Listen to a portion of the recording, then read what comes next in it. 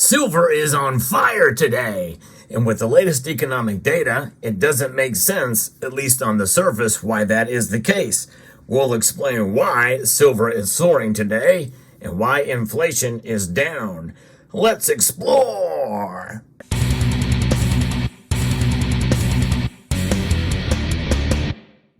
That's right. Mere moments before the markets close, silver is up almost 3.5%.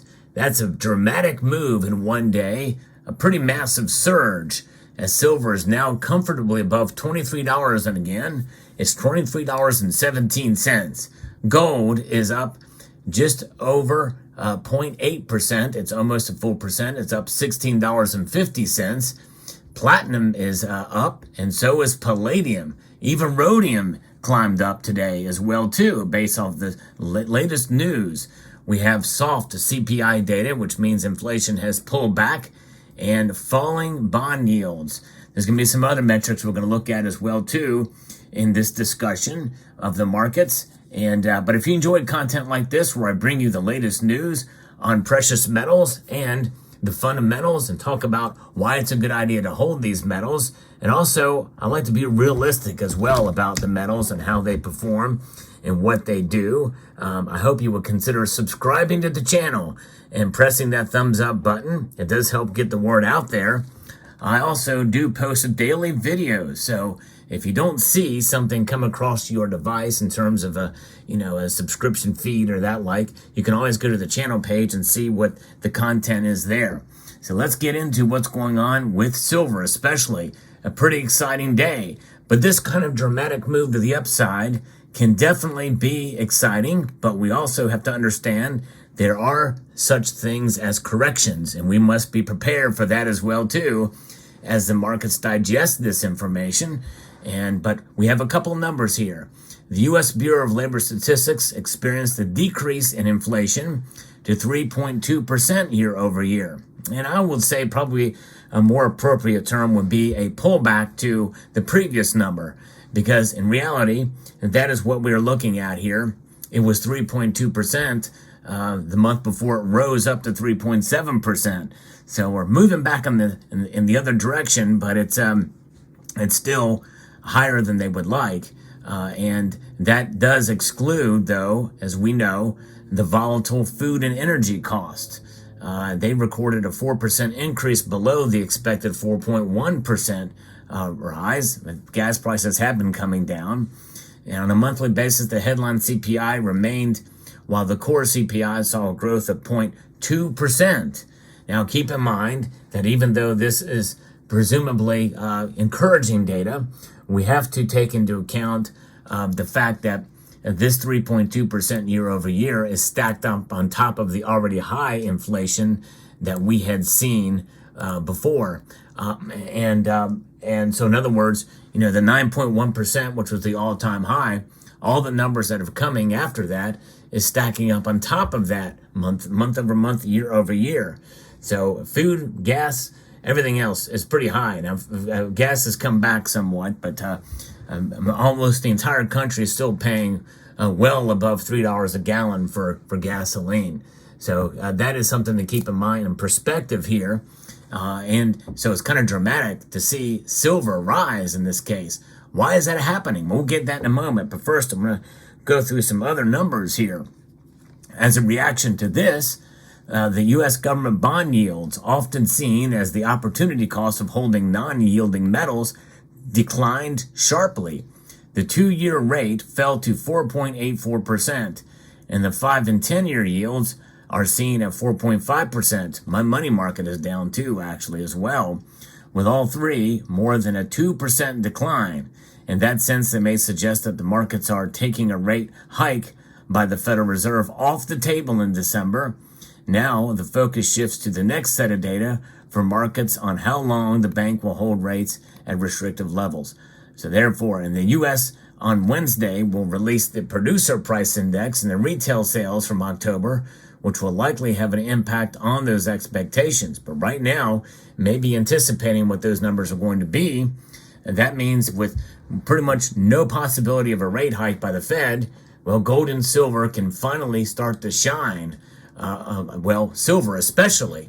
Many people feel silver has been suppressed, not by design, but just by the natural market, as it's been very, very squashed down comparatively to what we saw with gold. But the gold to silver ratio now is trading at 85 to 1. It wasn't that long ago, it was 87. So silver's really popping out today. Now, what else is behind this is we look and see that copper is up slightly. We're also seeing that aluminum is up slightly, but nickel is down, and zinc and lead are down as well, and crude oil is down. So those are kind of unusual and mixed metrics to compare silver to, which leads to the proposition that silver is reacting as a haven metal in this case. And the haven status that we see it kind of moving far exceeding the percentage move with copper, and obviously in the opposite direction of nickel and zinc. And that lends to the credence that silver is being recognized, at least today, in some of these markets as being a haven metal. We may see more of that as gold continues to rise and people think, you know what, silver is really a bargain right now, and we might buy that. And when I talk about they, I'm talking about them, the people that buy paper gold, paper silver. That's just it. The ETFs and the derivatives markets are something where we're seeing some of this stuff happen. And we know there's probably other fundamentals that I'm missing here, but today's rate, today's price, I think, is reflecting upon some of this and reacting pretty strong here to the upside. With crude oil down now, and the Dow Jones and NASDAQ up fairly substantially as well too. The S&P 500 up, and the New York Stock Exchange, TSX, all of these markets are up, but they are up only a couple percentage points. Silver outperformed them all today. Yes. Now, this is just one day, and again, corrections are what we should be looking for as something to consider to come in the few days, which means this is probably not a good time to buy, which means that we may see it stick where it is and maybe pull back a little bit. Usually whenever there's a dramatic move in one day like this, usually there's a correction that does follow. So it's cautious optimism, but it's the reason why it went up, I think, is quite profound, even with inflation going down. Because you think about it, they're all kind of hinging on what the Fed is doing. And these kind of moves, especially the move for silver today, far exceeds geopolitical uncertainty that we have been witnessing over the past month here. And so it's kind of remarkable to see that kind of move. Now, what is more evidence of this? Where do we look for that other evidence to what I'm talking about with silver rising so dramatically? We look to the dollar index. The dollar index fell 1.47%. That is huge. That's a pretty big drop for one day for the dollar. So silver to react in the opposite direction, but in a more strengthened and volatile way to the upside, I think gives credence to the theory that we are seeing silver react as a hedge metal, as something that's going to work against the dollar, because gold rose, like I said, about 0.84% today, and the dollar is down 1.47%. Silver is up 3.47%. So that is what we're looking at. Those are the numbers today. It's quite intriguing. Now, the other thing that kind of goes against some of this is the fact that palladium went up over 3.5% today, and platinum went up over 2%. So what's going on there? It could be potentially that some of these other, what I call rarer industrial metals, that silver could be sort of towing that line, as because silver, compared to the other metals that I mentioned, copper, zinc, lead, and others, is much more rare than those metals. Even though silver is fairly common compared to the precious metals, in fact, it is the most common precious metal, it has sort of a hybrid role in that regards too. It's seen as a rare metal compared to the base metals, but it's also seen as a very common precious metal. And so that kind of interplay, I think, is something we have to take into account here.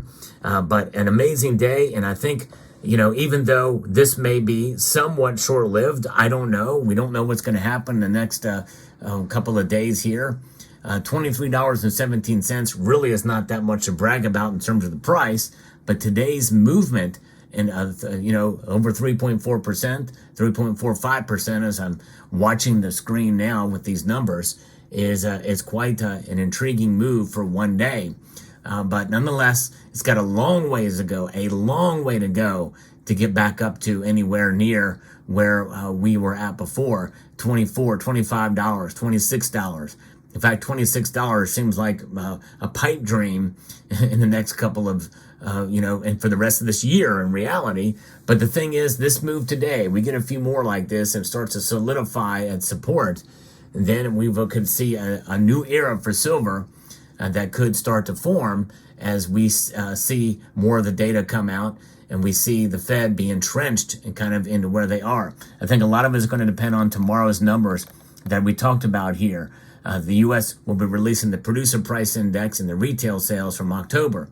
If those are good, if those numbers are good, watch out. We're going to see silver probably supported around this range or maybe even flirt with $24 an ounce tomorrow.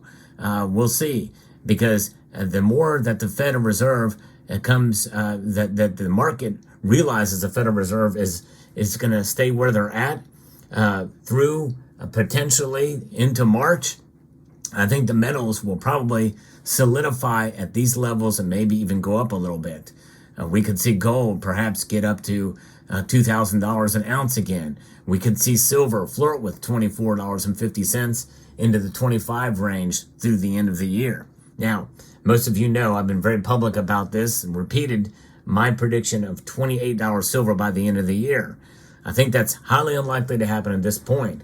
But today's move and some of these numbers that are good economic numbers very well could lend itself to higher silver prices, especially if we see positive economic activity in terms of employment data and production levels and supply chains being reconnected. That's all industrial. That's all in the industrial factor. But today, silver is moving because as a hedge, not because of an industrial and a metal that we like to see it as and move it in that regard. So we'll see what happens. An amazing and exciting day. Let me know what your thoughts are in the comment section down below. Hope you found this video informative, insightful, and educational. We'd like to extend a multitude of gratitude to you all for watching and to encourage you to please rate, share, comment, and subscribe.